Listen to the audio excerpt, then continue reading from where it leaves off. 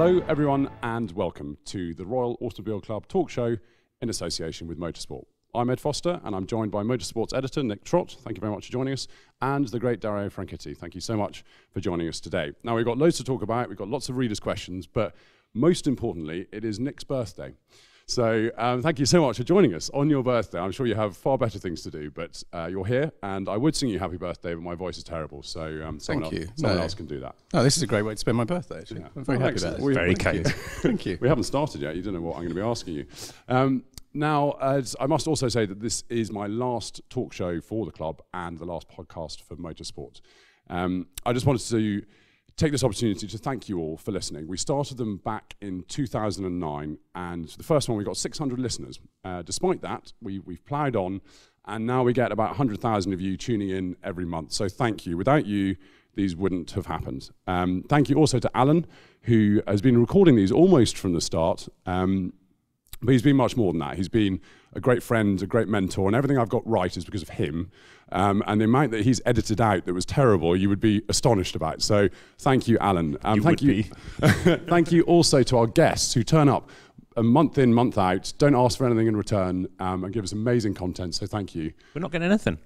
I was told. I think Nick's agreed to give you quite a big check for this one, but anyway, I won't be here. Cup of tea and a chocolate biscuit. Not my budget. So no, thank you to the guests. It's been an honour and a privilege to be a part of these.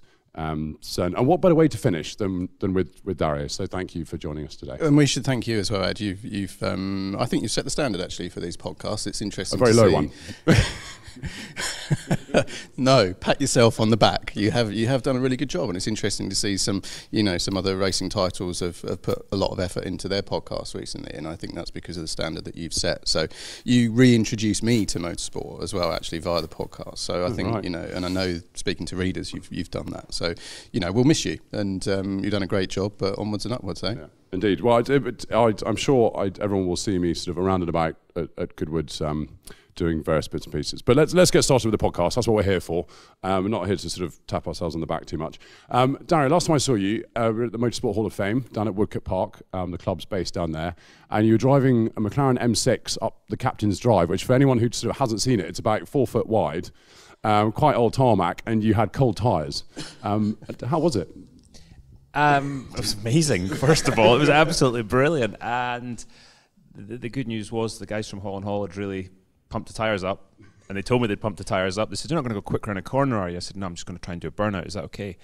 They kind of all went, "Oh, yeah, absolutely." And the driveway was just slightly wider than the M6, so when I got it at a little bit of angle, it was pretty close at both ends, and it was wonderful. It was a great evening, but the highlight for me was definitely driving the McLaren M6 and seeing Freddie Spencer in a dinner suit on a 2-stroke Grand Prix bike. Yeah, it was amazing. When he arrived, he brought all his stuff in this massive bag that sort of dwarfed him.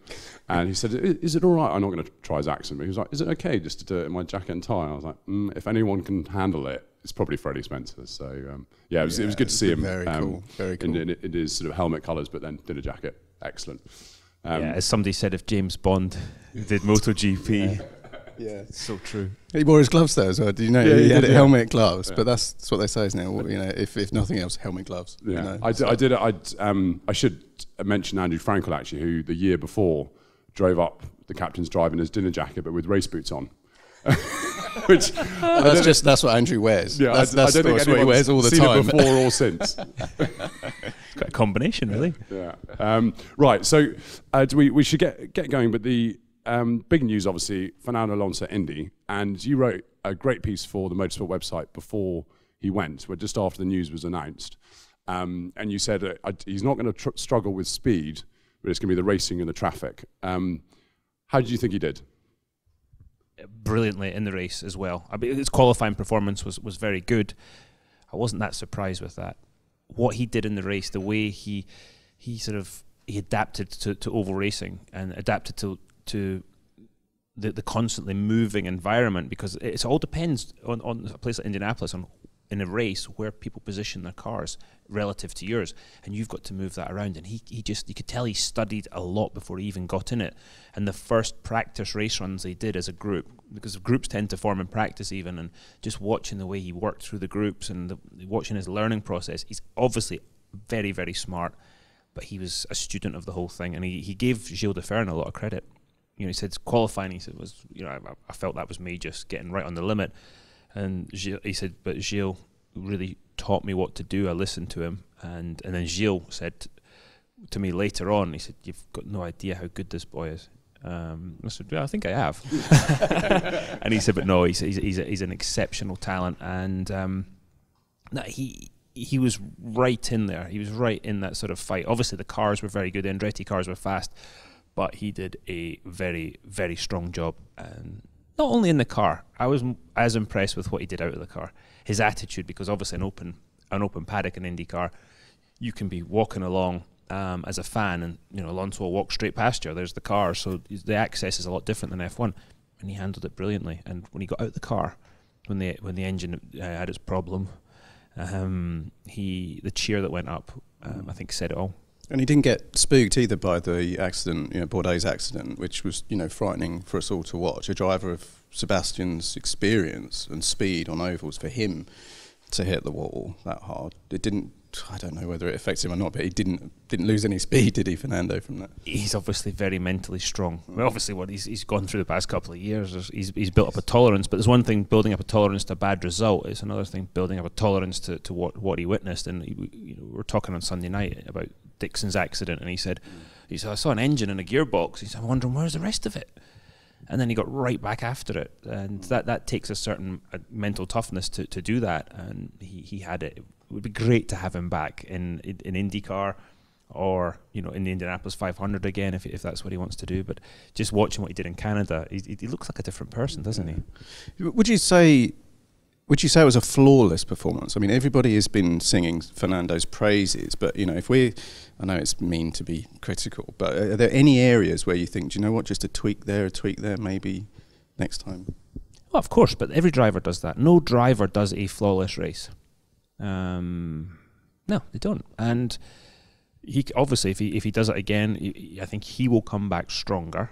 Whether the car will be as good relative to the rest of the field is another question, and that's obviously one of the things you have to deal with as a driver. But yeah, there was nothing you saw and thought, oh, he really messed that up, or he really messed that up. You know, pit stops were, again, this is all alien to him, the way it all works. Nailed that.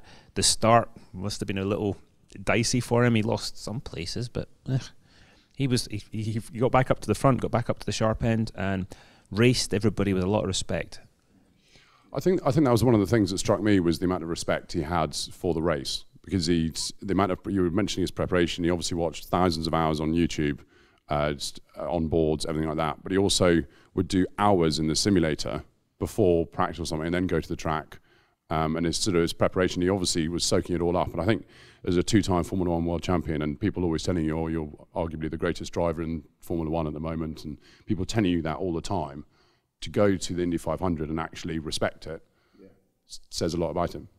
Yeah, he went there with his eyes wide open, realised it was going to be a challenge, and you know, anybody that's worked with him they've all said that to me. Yeah, this guy's a worker. He's got a lot of talent, but he works, and you can tell that he's got this relentless energy about him, and he just wants to keep improving. And all he's interested in is racing cars. It looks like all he wants to do. But again, it's that word respect. He had the respect for the race, for the drivers he was competing against. He wasn't he was very respectful of them, and them of him too. It wasn't a case of, they all wanted to beat him, absolutely, but they wanted to beat everybody. But you could tell there was this sort of camaraderie went on between them, and it was the fact that he'd come over to do it, and became, you know, one of the, I was going to say the boys, but obviously, you know, we had some girls in the race too, and you know, whether it was in the bus lot, it all worked, and it was great. And I will say it wouldn't probably have happened in the Ron era, and you got to take your hat off to Zach Brown for having the sort of the vision and the balls basically to go to the bosses upstairs and say, this is what we want to do. And they were there. Mansur was walking down pit lane during qualifying, and I saw Indy Lau race weekend. So the whole team was getting into it. Now, sort of since the race, I think Hamilton made some comments about the fact that, oh, well, if you can qualify fifth against people who do it all the time, then that says a bit about the drivers. And then there's been this sort of slight spat between IndyCar drivers and Hamilton. What's going on there? Is it just a bit of ignorance, or? I was asked this question the other night at the dinner, at the Hall of Fame dinner, and I sort of said, well, did Lewis actually make those comments? Well, he hasn't sort of come back and said, no, I didn't make them. It is that lack of respect. He has no idea what he's talking about. And at the time, he just qualified the Mercedes 14th at Monaco. Well, it wasn't great timing, was it? No, it wasn't great timing. And Lewis is obviously a very, very capable driver. But yeah, it wasn't to be, being a great driver is one thing, but it just was kind of classless comment. And to make that comment with no knowledge of what it's going on. I don't have a knowledge of what it's like to only have to go out and race one person. And come second. And come second, exactly. He doesn't know what it's like to race against these guys in Indianapolis 500. Fernando Alonso does. He can comment on it and say, "Wow, those guys were good," or "They were better than I thought," or "You know what, they weren't that good." He can make that comment now because he's done it. And Lewis sometimes does that though. Everybody's got their flaws, and Lewis occasionally sounds off about stuff he really doesn't know about. Yeah, it was. If he said it wasn't very stylish, and actually not very stylish for him either, because he does respect the history of racing. It's clear he does, but I don't know. That slipped through the net, I think, that one. So the only thing I can think of that he should do is give it a go. Yeah, exactly. And he might have been having a bad day too. And trust me, we've all said bad things. But yeah, if you feel that way, have a go. Because actually, maybe not in his world, but in my world, that's the prize money is a fair chunk of change. So if it's that easy, come along and have a go. There's quite. I mentioned before we got loads of readers' questions. I've got pages and pages of them here, and I was going to come to them in a second. Well, I got one here from Glenn Alcock. Just relating to this, and he said, Dario, if you could have had a one-off appearance in the Monaco Grand Prix in a front-running car with practice time, would you have missed the Indy 500 for it? Glenn's a good man, actually. He was at the 500 last year. He's a good supporter of actually the young Scottish guys coming up, and the young Scottish drivers. Would I have done that? With hindsight, I might have given 06 a skip because the car was never competitive from start to finish. Nah. I mean, I always put it this way: from 07, every time I sat in the car, maybe not so much the last year, we weren't really competitive, but 7, 9, 10, 11, 12, we were in with a shout every time I showed up at Indianapolis. So, no, I wouldn't have given up any of those chances. Again, with hindsight, 06 was a bit crap. I might have said okay, but the 500 meant a massive amount to me, and that was the path my life went was over to America and IndyCar. If you'd asked me that question when I was 17, it would have been a much different answer. Yeah. And we shouldn't really talk about the Indy 500 without mentioning Taku. I can't think of a more decent guy. I've never met him, but from what everyone tells me who knows him, he's just such a lovely guy, and for him to get that win was quite special, I thought. Taku's a funny one because he's such a lovely guy, and then you put him in the car and he's an absolute monster to the point of being sometimes just mad, and he goes for gaps that aren't there. And on Saturday night he cut across the grass and took Dixon out. I've been taken out by him before the restart. Before the flag was waved, he speared into me.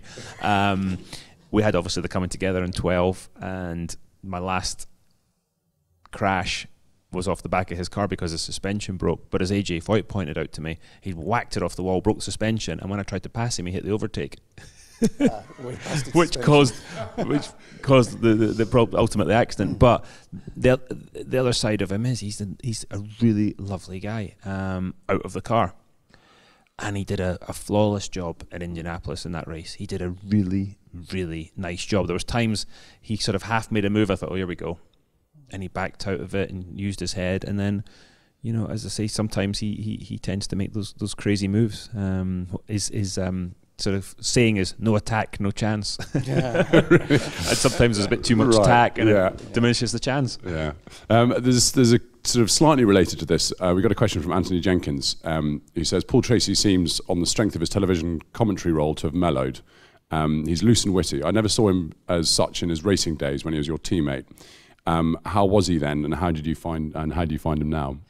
PT's always been witty. He's always been the fun guy. And when I first came over, before I was his teammate, he was one of the guys that straight away was nice to me. You know, the more experienced guys tend to give the rookies a wide berth and just sort of, you know, until they've sort of paid their dues or whatever. PT was straight up, hey man, what's going on? And we remained friends throughout every one of those times we came together as teammates and everything. And he was always funny. With his commentary role, I think he's relaxed into it to the point he is. He's very astute and he's good value. At the Phoenix race, I stayed with him. My buddy Albert and I stayed at the PT's ranch or whatever it is, and it was hilarious. And Townsend Bell was staying there too, and we were just laughing at Paul constantly, and because he's entertainment, he was a really brilliant driver who sometimes was his own worst enemy, but that's why people loved him. He had a chance in a Benetton, is that right? In F1. Tested at Estoril. Yeah. Do you see why? I mean, having raced him, do you see why he got that test? Do you think he had the pace to deliver in Formula One? Oh, absolutely. Especially in those early years. I mean, when we became teammates, it was sort of 98 was our first season, and I think he went through a. He wasn't maybe as sharp as he had been those early years. Then he went back and won the Champ Car Championship in 03. But he was, he maybe just wasn't as sharp back then. He had pace to spare. And I will say that with Paul, even in those days when he wasn't quite over a lap, as maybe as quick as I managed, I would start on the pole or whatever. 20 laps into the race, you look in the mirror and here he is, and you just think, oh god, because you knew if there was a chance to pass, he would do it, and even if sometimes if there wasn't a chance to pass, he'd have a go. But yeah, nothing but love for PT. Talking about commentary roles, how are you defining Formula E and your role there? Because you've literally just come back from Berlin for the E-Prix. How are you finding it? Because it is a lot of our listeners and readers think it's interesting, think it's something different, and a future of motorsport, not the future.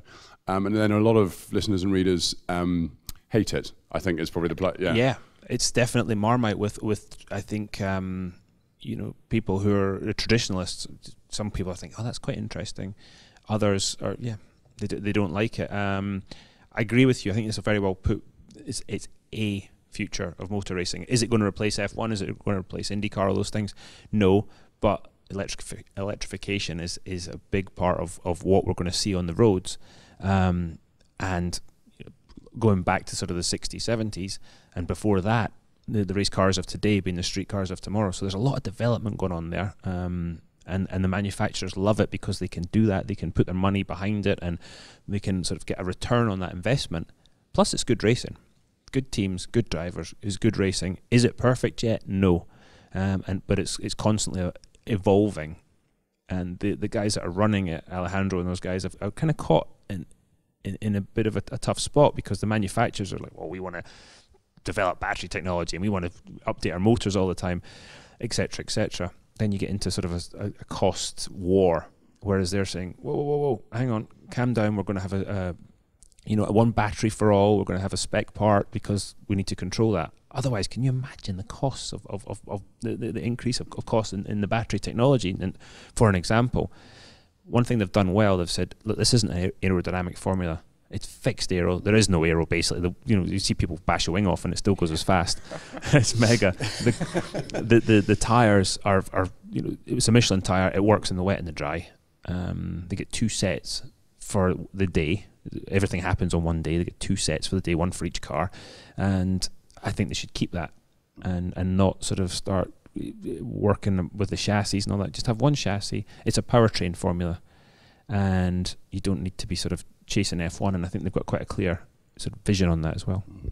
I'm kind of the other way. I'd like to see a freedom in battery, the development of battery tech, because at this point in the next 3 to 4 years or so is the crucial point for electrification of road cars, and we haven't been able to genuinely say that there's a road to race transfer in motorsport for quite a long time, and I think we could if there was the freedom in battery tech. Now I know the costs would go out of control, but manufacturers will spend whatever money they want to spend. I think though that is the problem. Is simply the cost of it. You have the have and have nots, but that's part of life, isn't it? That's it's obviously the speed of the cars is going to go up, and that's one of the areas that they struggle with a little bit right now, because the technology that was available 3 years ago, 2 years ago is much different than what we've got available today. I was mentioning the sort of one set of tyres. Well, we limit ourselves to one set of tyres when we go off with historic Dunlops to some of the race meetings we're doing this year. We can't talk about that. We embarrassed ourselves the last time out. I think we'll avoid that. I need to ask about you've driven the Formula E car. Yes. Do you think the performance of the Formula E car as it evolves could take it away from some of the city street circuits and onto the Imolas and some of those circuits? I hope not.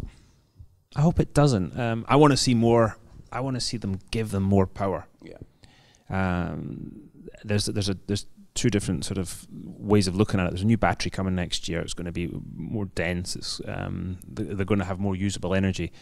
So you're going to use that to go longer, or use that to turn the dial up. Yeah. I want to see them turn the dial up. Absolutely. Because when you put them to 200 kilowatts in qualifying time, they look quite good. They slide around. You can hear the pitch changes in the engine.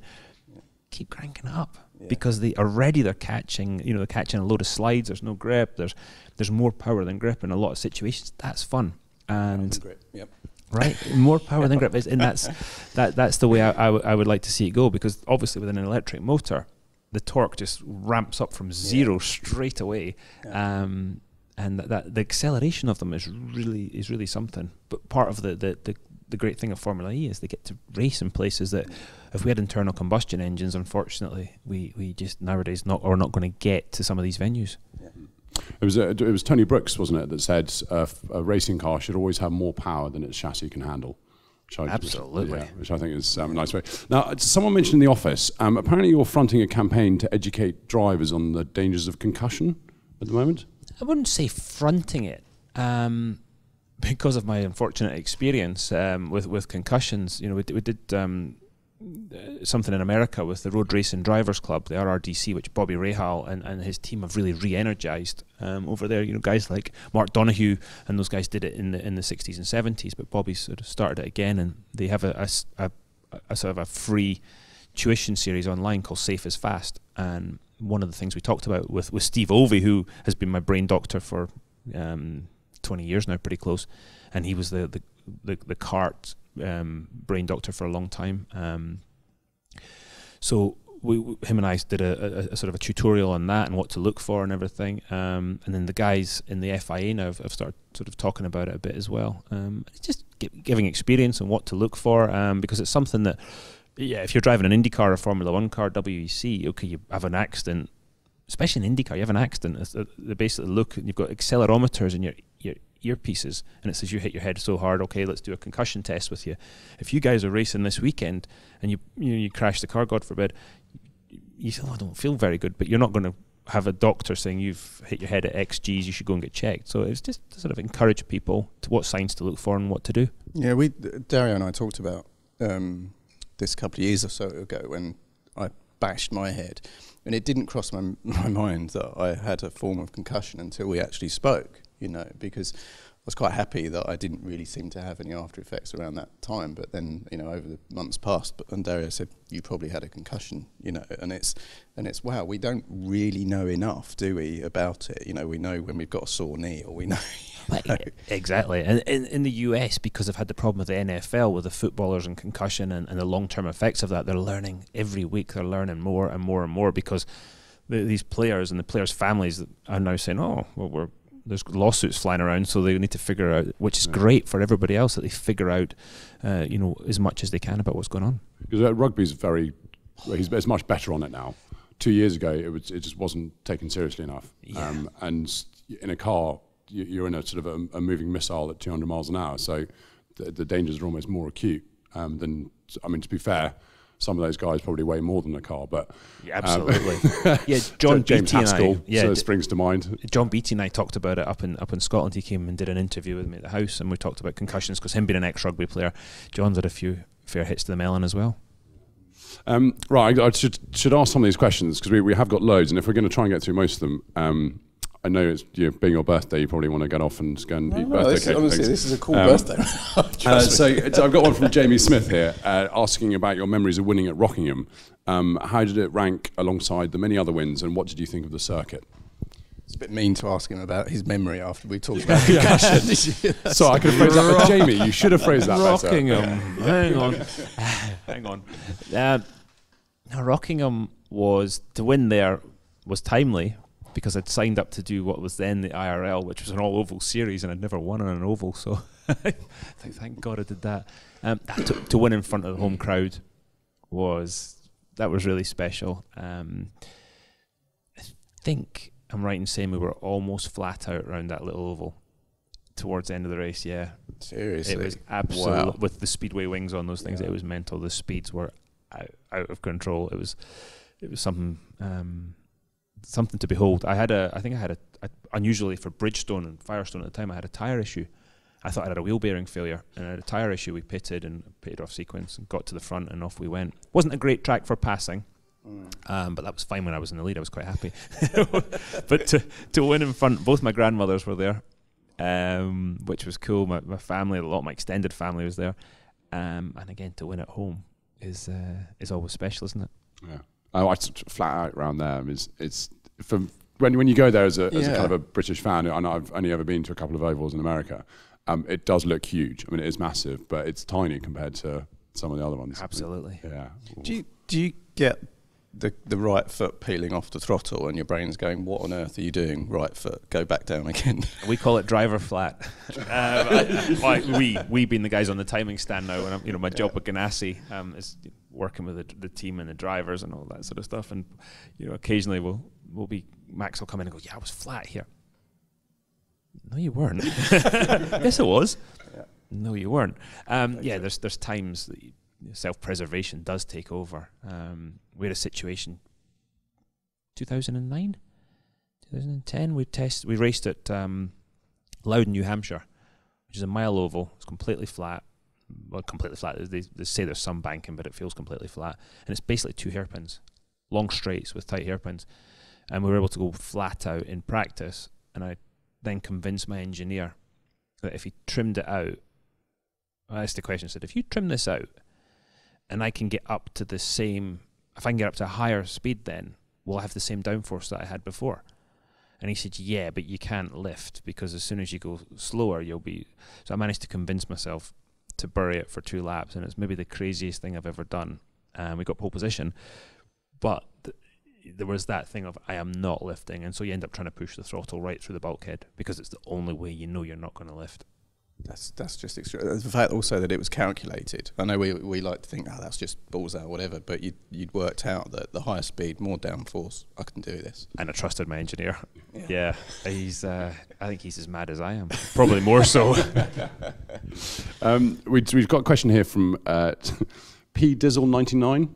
I don't think that's his real name. Dario, can you please give us a good Greg Moore story that most people don't know? Most of the Greg stories I can't tell you. A Greg story that most people don't know. I don't know if they know the bus trip story. So we 98, mid Ohio 98. So we were Greg, Max, myself. Greg's like, right, we're going to take my bus, because we all had motorhomes at the track. It was these 48-foot buses or whatever. We'll drive my bus from Mid Ohio to Road America to the next race. So Max and I, yeah, mega. None of us had driven the bus before, so we'd swap shifts. We'd drive along with it, and one would literally, as we were driving, one would walk out, the other would walk into the driver's seat. My stint was through the middle of Chicago, but as it was going on, as this trip was going on, I was renegotiating my deal with Barry. Greg was trying to get out of his player's contract to go somewhere else, which we later found out was Penske, and Max was trying to negotiate with Bobby Rahal. So we'd be driving along, and if you were in the driver's seat, it'd be like, phone would ring. Yeah, hang on. Can you take the wheel? It's like, get out. And they would go back to the bedroom in the bus, close the door, and they'd have we'd all have our negotiations, and they'd come back through. You all right? Oh, yeah, good. Who was that? It's my mum. And it was so funny because we're obviously great pals, but we were, we're rivals too. As it happened, Greg had to wait a year, and obviously tragically didn't get to drive that Penske. Max got his Rahal deal, and I got my pay rise from Barry. and at the time, everyone just thought they got on with their mums really well. Exactly. You're very respectful to your mum. It's so nice that you have that relationship. Ed Berg's asked quite a lot of questions, and there's one here that I quite like. I was wondering sort of what would you say your driving style was most like, and he's put brackets hint Rick Mears. Oh, I'd love to be compared to Rick Mears. I think in IndyCar, Rick Mears is known as the Rocket, and Rick, while he was smooth and incredibly intelligent, and still is. I spent a day with him and I learned all this stuff. I thought, crikey, could you not have worked with me? I might have won some more races when I did stupid stuff. But Rick really loved an oversteery car and could handle it. I was, up until late in my career, I didn't like that, and I managed to develop a style to on the oval to drive an oversteery car. I don't know who I would compare it to. Jackie taught me a lot. I'm not saying I'm anywhere nearly as good as Jackie Stewart, but Jackie taught me a lot. That sort of smoothness. Some guys were always on edge. For me, on a road course or a street course, if you watch the in-car, I think it was very difficult to tell whether I was on a warm-up lap or a pole position lap, because I did put very minimal inputs into the wheel, and I braked softly and all those things. So I think I had quite a smooth, relaxed style. On the oval, again, smooth, but I developed a technique, and I've developed a style where I could handle a car that was oversteering. It's interesting. I mean, obviously, your brother Marino is a hugely accomplished driver as well. Would you say there's a kind of a similarity in your styles? Is there like a genetic similarity in the way that you guys drive? Yes, there is. I think your driving style comes from what you grew up driving. So the way my dad set up a car when I was 10, I think really that set the tone, and I had to, if I was going to change that style, I had to consciously change it. Marino and I's style, bizarrely, and our feedback is very, very similar. We were at Daytona, and we'd never driven together, and we went out and we blatted around, and we came in, and the guy's like, "Oh my God, it's identical." The way you approach a corner, the way you brake, the way you release the brake, everything about your throttle inputs, they're identical. He said, "This is bizarre." And my mum has often said, and my sister Carla, that we share a brain cell. So it's it possibly might be true. Yeah. On the Marino subject, we did. I don't know if I told this last podcast. We did Petit Le Mans, and we were teammates there. And I, by that point, won a few Indy car championships and a couple of 500s, and Marino was going very well in the sports car, won Petit a bunch. So it's like, okay, this is great being your teammate, but I want to be quicker than you. And he was quicker than me. On one lap, on multiple laps, especially through traffic, he was quicker. But they gave me some new tyres. I thought, right, I'm going to show you. So I went off, warmed the tyres up, went hauling down into turn 1 at Road Atlanta, which in that P2 car was a brush of the brake down one, hard on it. Well, it's got a dip in the middle of the corner, and as it's compressed, it snapped into the biggest oversteer, and I've all arms and elbows, and I managed to somehow, through pure luck, not crash, and it's gone down the grass. Come in, I'm like, yep, coming in. So I come in, and they've had live camera back to the pits, and as I come down the pits, Marino is leaning over the wall applauding. Thanks, bro. Thanks, Marino. Yeah. Brilliant. So you were sort of talking about an oversteery car there and things, which I just find it sort of a weird thing, doing 200 miles an hour and dealing with oversteer. Yeah, it's 240 when it's oversteering. Yeah, it's really. So there's a question here from Rafael Perez Diaz. And he heard you once mentioning doing a 4-wheel drift in a champ car at Indy, being the only way to be really fast back then. How on earth was that even possible? I second that.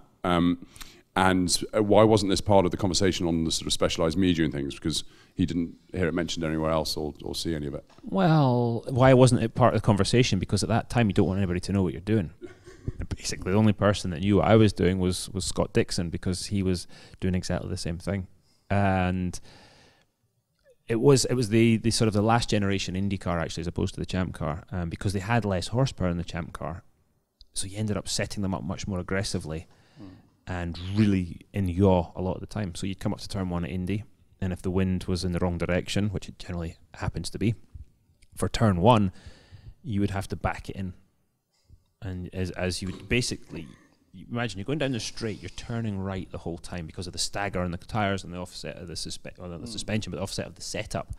The car wants to turn left, so you're turning right to keep it in a straight line. And your wheel is offset as well, so it sits like that from the straight ahead. So you've got about, I had quite a number I liked, so say it was about 20 or 30 degrees of lock to keep it in a straight line, and then you start to turn in, and as you would turn in, you almost release the wheel and the back would just start to come round, and you just catch it all the way in until it compressed into the banking, and then it would build up. You would be neutral, and then occasionally you'd have a little understeer towards the exit. So you had to have it dancing on the way in to avoid a death plough understeer on the way out. And it, I think in 2010, the car was massively fast, but it did it every bloody lap. Every lap, 200 laps. And 2012 wasn't a lot better, but that was the DW12 car, and it didn't slide as nicely. It had a load of weight in the back, and it would sort of snatch as it slid. So you'd have more snaps of oversteer as opposed to a nice consistent slide. Yeah. When I think about it now, it's absolute madness, but it felt totally normal to do it at that point. We've spoken before about when the speeds have gotten really crazy, especially on the short ovals. Did you ever feel like you got to a point where your reactions and reflexes weren't quick enough for the speeds? You know, if the car was gone, it was gone. You couldn't do anything about it. The Champ cars were like that. You had to catch them on the first snap, and it was almost how to describe it? It wasn't a snap. It was you'd get this sensation, and you know what I'm talking about when oh yeah. But what I mean by that, number of Indy 500 wins are so you're driving along, and you get that feeling of it's just about to oversteer. Yeah. Well, it's much more subtle, but you just and you just something in your senses, and you're tuned into it. Is and as soon as that happens, you better catch it the first, because if it went the second time, it was going to be big. Yeah. So that was kind of develop a sixth sense for it. Yeah, you know, it's kind of. Yeah, you do, and you've got to be so tuned into what's going on. The only time I actually felt that I have no control here at all was Texas. That when everybody was starting to black out and they cancelled the race, and I was hanging on to this thing. I did 235 miles an hour average, or 237 around Texas, and I was not in control. I was just sitting there piloting it, and that was the one time I thought, this is bloody madness. Yeah. So a question here from Carl, who's just very complimentary, saying your driving talent propelled you to great and well-deserved success. Thank you. He admires the patience you showed Paul Tracy. But now that you've retired, did you ever, as he suspects, develop a technique to gently nudge other drivers who encroached by getting too close into or through a corner? The thought first occurred to him at Long Beach in 2012 when rookie Newgarden challenged into the first corner and ended harmlessly in the tyre barrier. Yeah, that was all actually my friend Albert we talked about. It's his fault because he proposed to his now wife Hillary on the grid right behind me. I was about to step in the car and somebody sort of tapped me on the shoulder, and my guys knew that if I was stepping in the car, just to make sure nobody annoys me. And I turn around and there's Albert, and he goes, "Watch this." And I thought, "Oh, what's he going to do?" And then he got on his knee, and I thought, shit, he's fallen over. Sorry, we're not supposed to swear. And he proposed to her, and Ganassi's going, what is going on? Anyway, first corner. Joseph's got quite a high regard for his ability, and I was on new tyres, he was on used tyres, and he thought he was going to go round the outside. So that I wasn't going to allow that to happen, or I wasn't going to try and let that not happen. But I think with having seen video and how many years later, my front wing, it was the DW12, and I think it was the first sort of year of the DW12, and any car I'd raced before, this sounds like a bunch of driver excuses, but every car I'd raced before didn't have the wheel guards at the back, and literally if you look at it, my wing just taps his wheel guard, and it was definitely not on purpose. And he went in the wall there. But I'd been used to sort of judging the distance with no wheel guards, and I tapped in there. I wish I was that good that I could have done it on purpose, but that was. So that's a yes, I think, to Carl's question. No, it wasn't on purpose, but it did happen. Brilliant. I love the wheel guard excuse. We're going to have to wheel that one. Yeah, I'm going to remember that one. Put that in I the book. asked one of Ed Bo's questions earlier, but it sort of relates to what we were just talking about. Was using mind games a tool that you used against opponents in racing? It seemed you always got in Will Power's head to the point he was his own worst enemy. I didn't intentionally do it. The difference, Will and I have actually become good pals, and we talk a lot about racing, why we do it, and all these kind of deep conversations now that we have. And if people who watched us in 10, 11 and 12 would go, what, you two? But we kind of lived that together, and because of that there's kind of a brotherhood, and there's a lot of respect there between the two of us, and I like the guy. But at the time, I would never let people see me bleed. I'd never let people know if I was having a bad day. My job was to kind of, whatever was going on, deal with it, but never show it to the outside world, where Will, and still does, his emotions are on his sleeve. And so I just took advantage of that. And, by that point I'd won a couple of championships anyway, so I was quite relaxed about what I was doing and how I was doing it, and knew what I had to do. And Will still hadn't done it, didn't know how to do it. And was sort of, he was still clawing to understand how to do it. So I took advantage of it a bit. We laugh about it now, at least I laugh about it now. The fact that he won a championship after retired, which I like to remind him of. But he I think he just, at the weekend he won in Texas, and I think that equaled Paul Tracy and I on the wins list. So he's had a hell of a career so far, and I think he'll keep going. But what point in your sort of racing education did you decide that you weren't going to show how you were feeling? Or again, is this your character, or is this something that? I know exactly the answer to that, and I had a call from him last night. I hadn't spoken to him in a long time.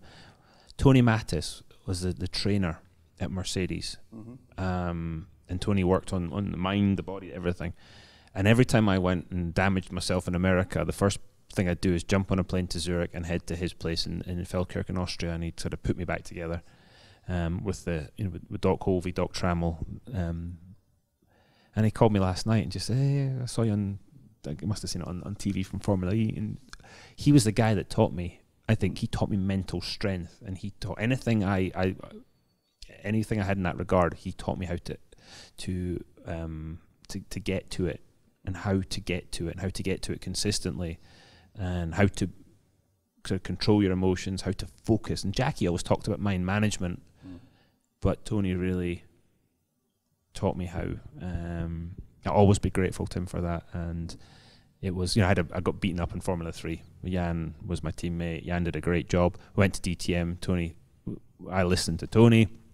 He taught me how to do it. Then I got to return the favour to Jan in DTM. But that was because of that. And I up until the last time I drove an Indy car, I was still using what he taught me.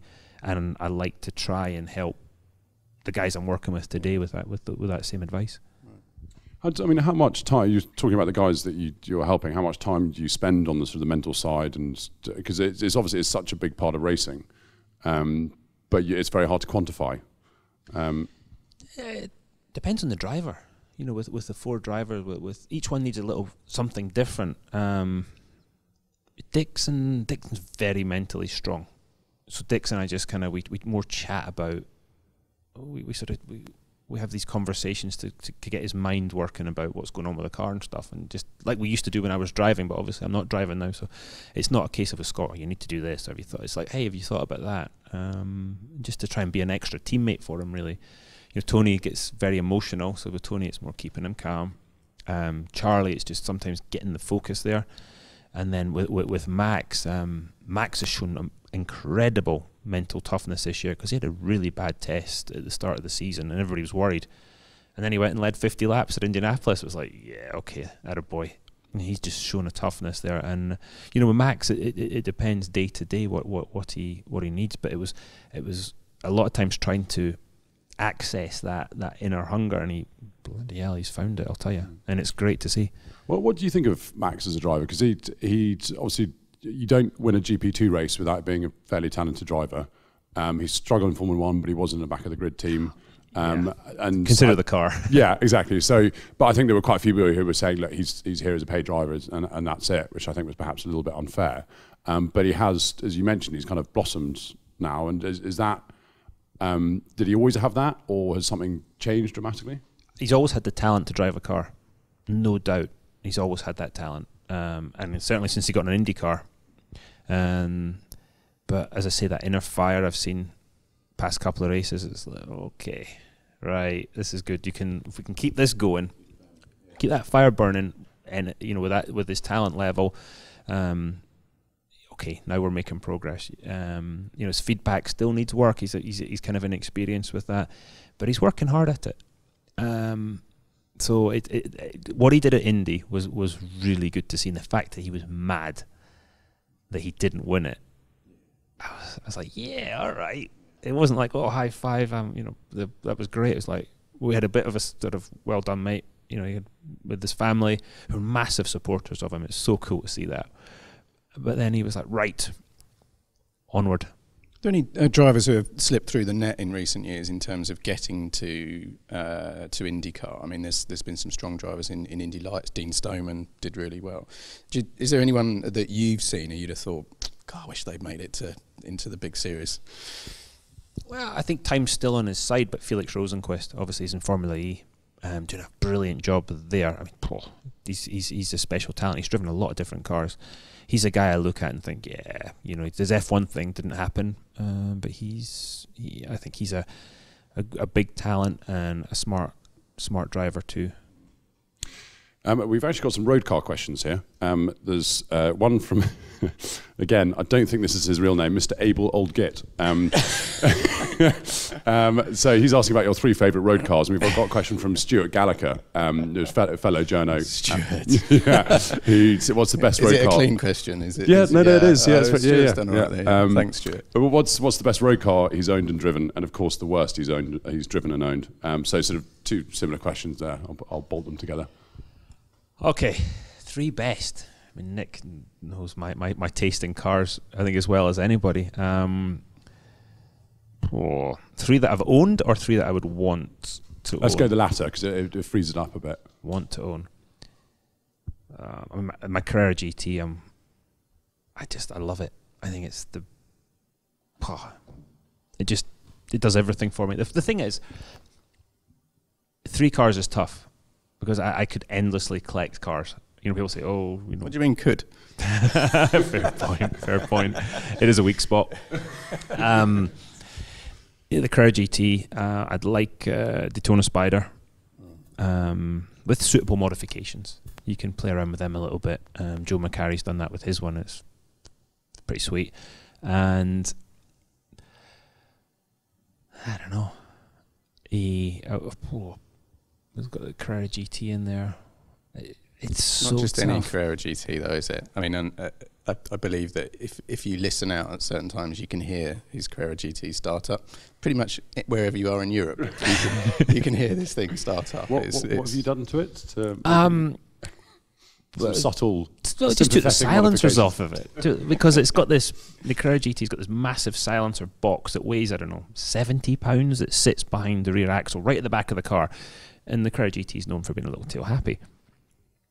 And it sounds amazing as standard. And I thought, well, if that's good, then more of that's going to be even better. So we found this exhaust where they put some. All it's got is 2 little resonators and no silencing at all. So 70 pounds gone from the back of the car, and it sounds like a V10 F1 car. Amazing. It's a business. Says the man who commentates on Formula E. Yeah. And I'm going, trust me, I'm going back to Scotland this week, and I'm going to get it out, and I'm going to make some music. It's so much fun. But on the other side of things, I got a new NSX that I smoke around London in you put it in quiet mode, and it's in hybrid most of the time. It's like you run around in electric motors, and as a Scotsman, and you'll appreciate this, the fuel gauge doesn't go down. It's mega. That is quite good, actually. I like that. I have a number of stories that I could share from a car of the year that we did a few years back when I was with Evo. Stuart Gallagher was on it as well. I'll save some of it, but there's one memory that I'll never forget. As we were driving along this same bit of road doing some photography, and Dario was there, Marino was there. We had a Camaro. Was it a Z28? The Camaro, the one that the crazy one. Yep. The crazy Camaro, which the front tyres were 305. The front tyres were 305. So we're doing photography, trying to be grown up and sensible and everything like that. And then Dario disappears off with Marino. I go off in something else, hot hatch or something. Go up the road, go over a crest, coming in the opposite direction. Dario and Marino, and I just these two look like schoolboys, just absolutely laughing their heads off as this thing was kind of just slightly above the surface of the ground. It was a very aggressive bump. It was a very bumpy road, I have to say. Yeah, but I nearly went off the road laughing at these two coming the other way. It was fun, hilarious. wasn't it? Yeah. We were serious journalists, though. We were having a very serious time, and it was all for the benefits of the Car of the Year test. North Coast 500. North Coast 500, absolutely. What a road! Got to get back up there this year. Yeah. I still haven't done that, which is what I think I've driven all the roads separately, but just never done it all in a one. Stunning, yeah. Wonderful, yeah. So I'm just going to turn to the world of sports cars, because I haven't talked about it too much.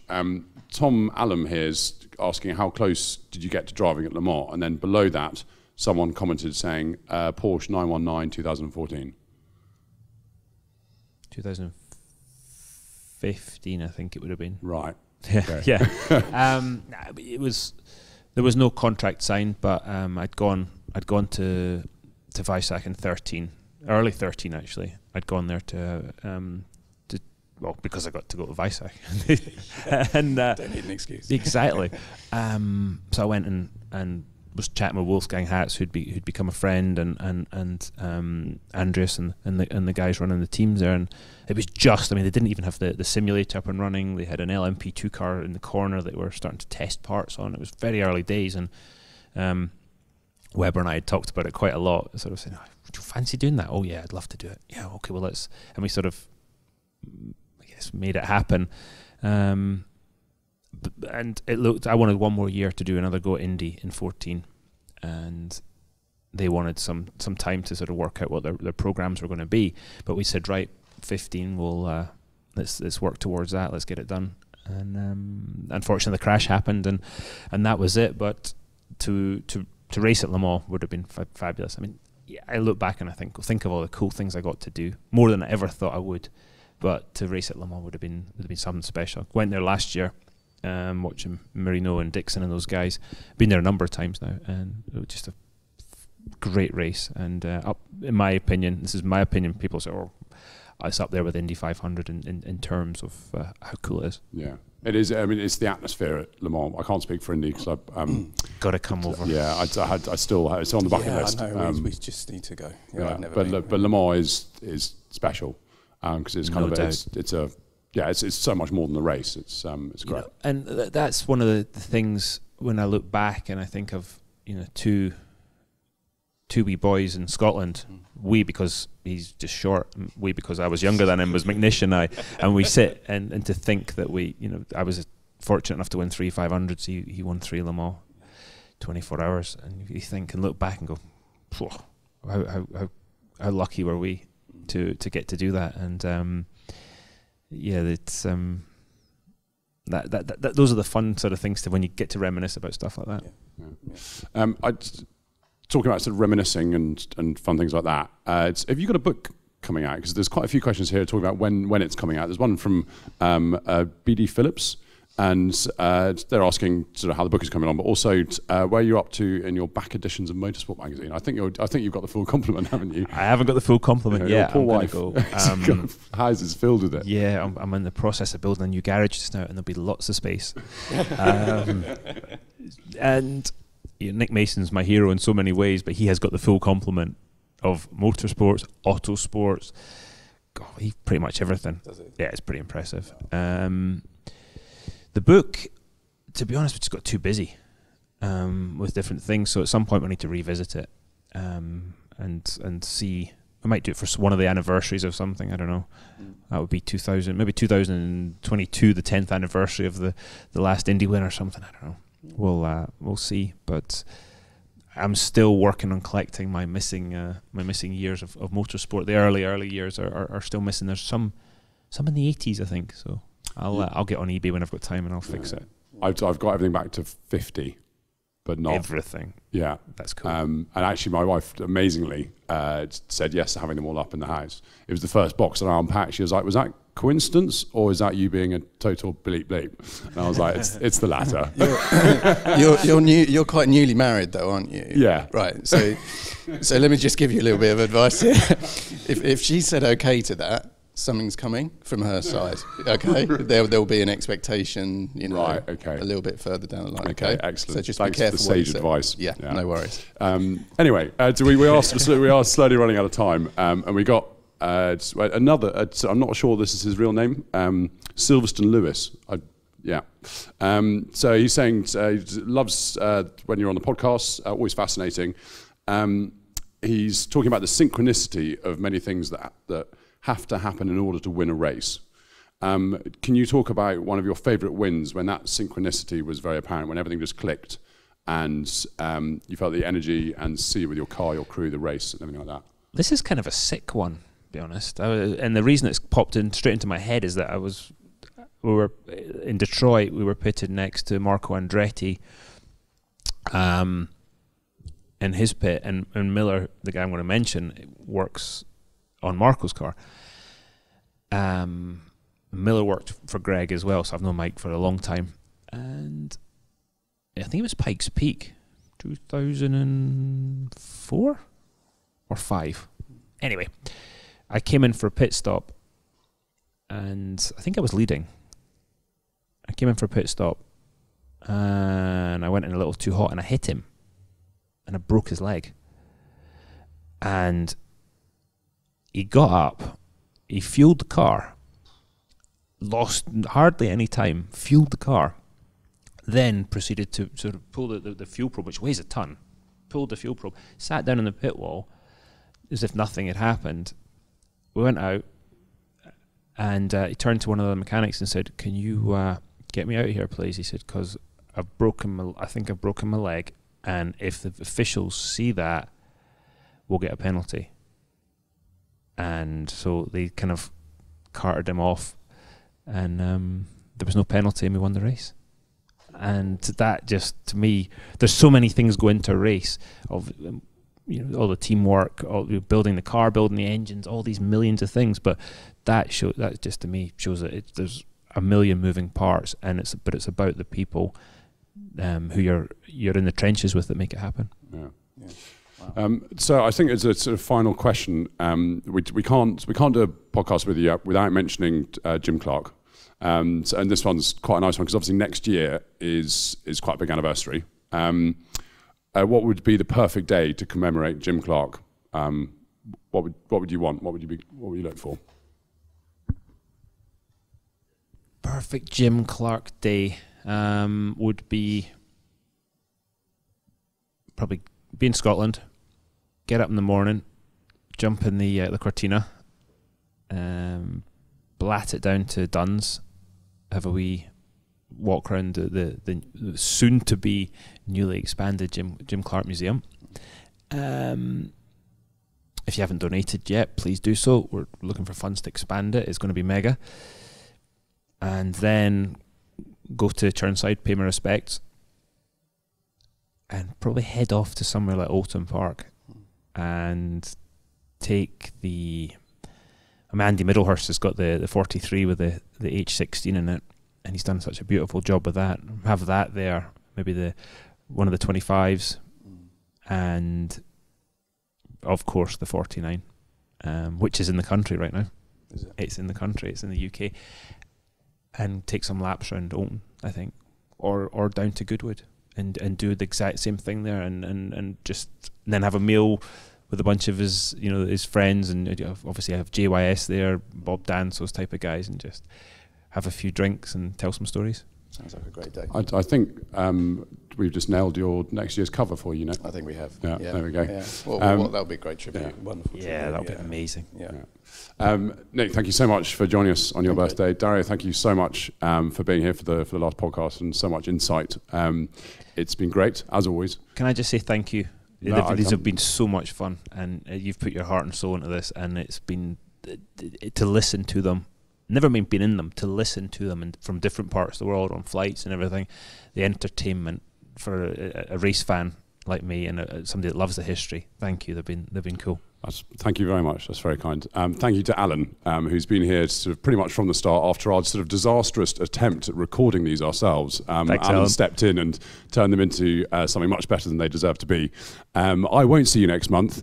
All these guys will. There'll be a new presenter who'll probably be a lot better than me. I won't. So good morning, good afternoon, and good night. Bye-bye.